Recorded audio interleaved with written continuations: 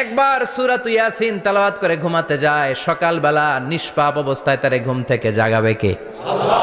আবার মুমূর্ষু ব্যক্তির সামনে বসে সূরা ইয়াসিন তেলাওয়াত করতে বলা হয়েছে, তাহলে মৃত্যুর কষ্টরে হালকা করে দেয় কে? আল্লাহ। আবার রাত্রিবেলা সূরা ইয়াসিন তেলাওয়াত করলে সকালবেলায় নিষ্পাপ বানায় দেয় কে? আল্লাহ।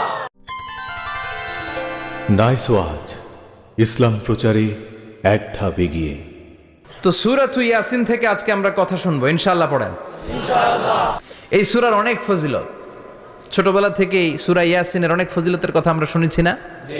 বিশ্বনবী বলেছেন, ইন্না লিকুল্লি শাইইন কলবান ওয়া কলবুল কোরআনি সূরাতু ইয়াসিন। সব জিনিসের একটা কলব আছে, হৃদয় আছে, অন্তর আছে, আর কোরআনের কলবের নাম হচ্ছে সূরা ইয়াসিন।